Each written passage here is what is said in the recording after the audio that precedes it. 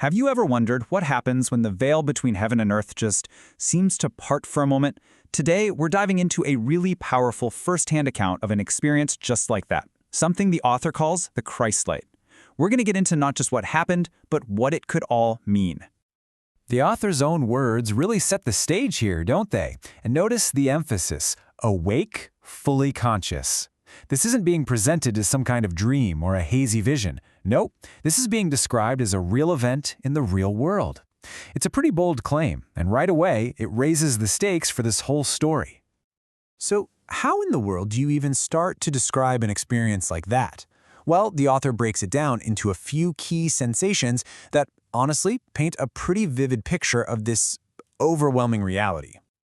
Okay, so it all kicks off with this incredible visual. Just try to imagine your entire field of vision, everything you can see, completely filled with these massive spheres of white and blue light.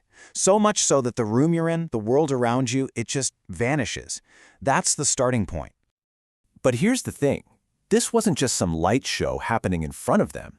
The testimony describes the light as actually passing through the body, piercing their very being. You know, that suggests an experience that just completely blurs the line between what's happening outside and what's happening inside. And then came this feeling of movement. And we're not talking about a gentle, floating sensation. No, this was a powerful, exhilarating rush forward, like being carried by some unseen force at just an incredible speed. Ultimately, the author points to one source for this incredible force, the divine. It's described not as some passive drift, but as being actively hurled across a threshold, a kind of boundary between our world and something else entirely. Now, you might be thinking, an experience this personal could easily be chalked up to being, all in someone's head. But this is where the story takes a really fascinating turn, because it brings in other witnesses to back up what happened. This is what's called the testimony of three. So, the first witness is a friend, Kenny Chorus. And this is where we get these two totally different viewpoints of the exact same event. While the author is feeling this light rush through their body, Kenny apparently saw it from the outside as a visible radiance resting on them.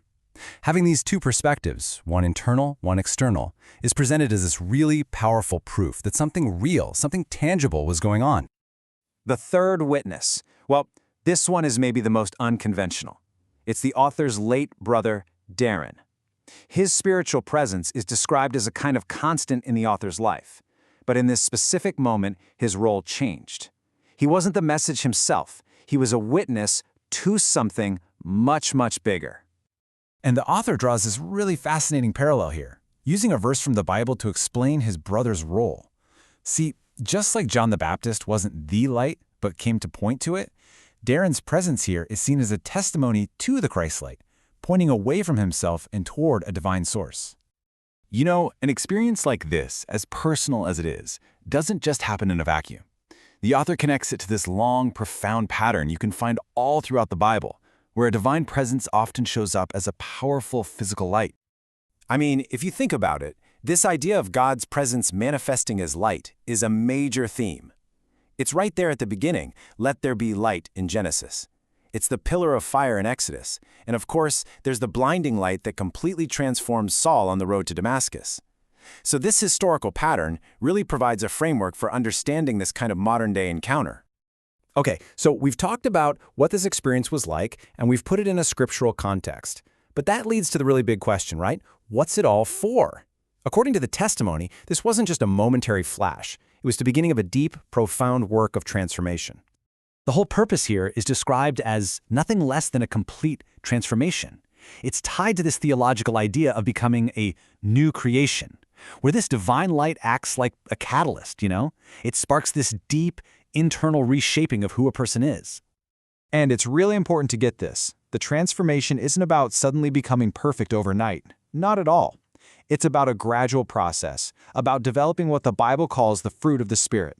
And these aren't just abstract ideas. They're supposed to be real, tangible changes in how a person lives and interacts with the world. So where is this transformative light coming from? Well, the author leaves absolutely no room for doubt. It's not some impersonal cosmic energy, it's the very presence of Jesus Christ, tying this intense personal experience directly to his own declaration, I am the light of the world. So when you put it all together, what's the ultimate takeaway from this incredible chain of events? Well, the final part of this testimony pulls it all together, framing it as this powerful, deliberate yes, straight from heaven. The author points out this fascinating tension. Science has a language for this stuff, right? It can explain light as photons and our thoughts as neurons. But this testimony, it speaks a totally different language. It's the language of mystery, of glory, of a divine reality, and what some theologians even call uncreated light, a light that comes from outside our physical universe. So the conclusion, really, is that this whole experience was a fleeting glimpse behind the curtain, A peek at a reality that is personal, that's relational, and that is profoundly real. A reality that broke through into our world just for a moment. And this isn't seen as just a bunch of random things happening. It's presented as this carefully orchestrated sequence. The communications with the brother laid the groundwork. The main event was confirmed by a second living witness, and the whole thing is seen as a sort of divine seal of approval, a definitive yes from God. At the very heart of all this is a profound sense of unity. The Christlight is seen as a bridge, spanning the ultimate divide between life and death. It united the author and their brother in this one, single, shared testimony to something divine. And so, this incredibly personal story leaves us all with a pretty universal question. Beyond just this one testimony, what does it mean for all of us if heaven can actually break through into our world? It's a powerful thought to sit with. Thanks so much for joining me for this explainer.